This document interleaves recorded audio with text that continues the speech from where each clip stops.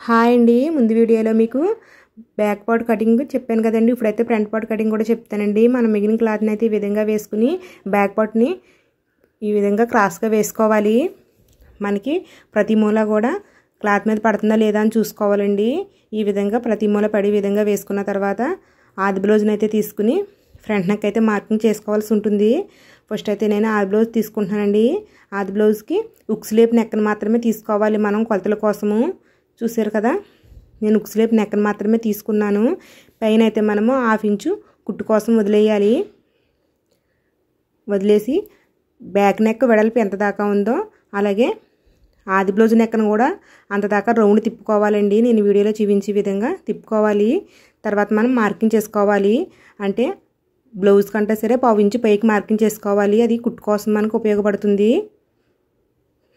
తర్వాత మనం పెట్టుకున్న మార్కింగ్ పెట్టి ఫ్రంట్ నెక్ అయితే మార్కింగ్ చేసుకోవాలండి.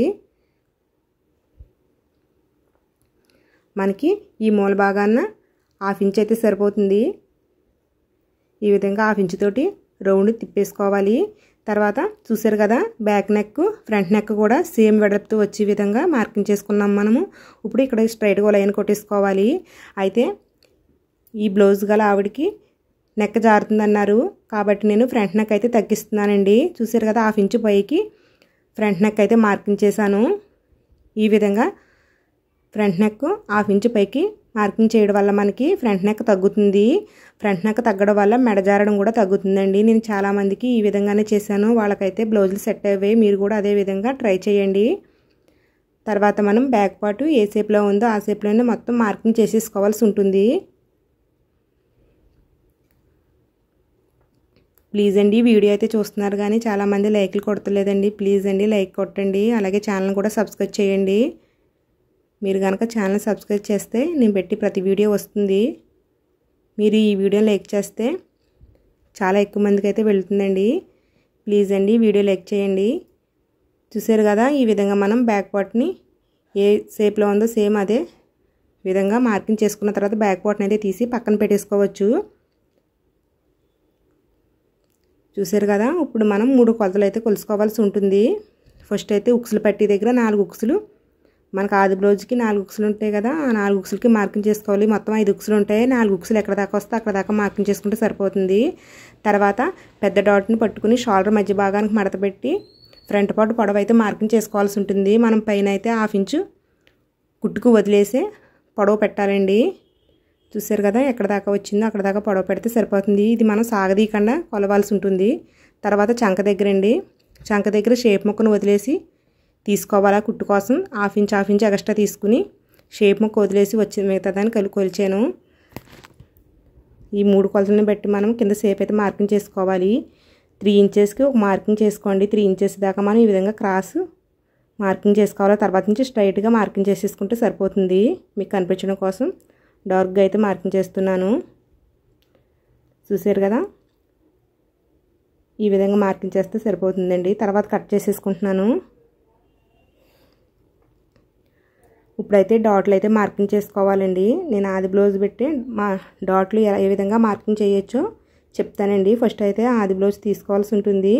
దానికంటే ముందు 3 మార్కింగ్ చేసుకోవాలి. చూసారు కదా, ఉక్సులు పెట్టి ఈ విధంగా మధ్యకి మడత పెడితే వచ్చిన మడతలో ఒక మార్కింగ్ చేయండి. తర్వాత చంక దగ్గర భాగాన్ని షోల్డర్ వైపు 1 ఇంచు వదిలేసి మడత పెట్టాలి. నేను వీడియోలో చూపించే విధంగా 1 ఇంచు షోల్డర్ దగ్గర వదిలేసి మిగతా భాగాన్ని సమానంగా మడత పెట్టి ఈ మడతలో ఒక మార్కింగ్ చేసుకోవాలి. తర్వాత కింద డాట్ కోసం అయితే షోల్డర్కి మధ్య భాగానికి వచ్చే విధంగా చూసుకుని ఇక్కడ ఒక మార్కింగ్ చేసుకోవాలండి. తర్వాత వీటి వెడల్పు అయితే మార్కింగ్ చేస్తాను. ఆది బ్లౌజ్ తోటి వెడల్పు అయితే నాకు డాట్ వెడల్పు 1.5 ఇంచెస్, పొడవు అయితే 2.5 ఇంచెస్ వచ్చిందండి. మనం చేసుకున్న మార్కింగ్కి ఇటుపక్క 1.5 అటుపక్క 1.5 మార్కింగ్ చేయాలి. 1.5 డబుల్ ఫోల్డింగ్ మీద అయితే మనకి 2.5 ఇంచెస్ వస్తుంది. చూసారు కదా, ఈ విధంగా మనం చేసుకున్న మార్కింగ్ మధ్యలో పెట్టి ఇటుపక్క 1.5 ఇటుపక్క 1.5 ఈ విధంగా మార్కింగ్ చేసుకోవాలి డాట్ వెడల్పు.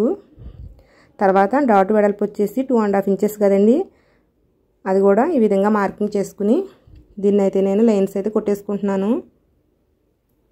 మీకు ఈ విధంగా ఆది బ్లౌజ్తో మార్కింగ్ చేయడం వల్ల సేమ్ ఆది బ్లౌజ్కి ఒప్పు సైజ్ ఏ విధంగా వచ్చిందో మనకి మనం స్టిచ్చింగ్ చేసే బ్లౌజ్ కూడా అదే విధంగా వస్తుంది.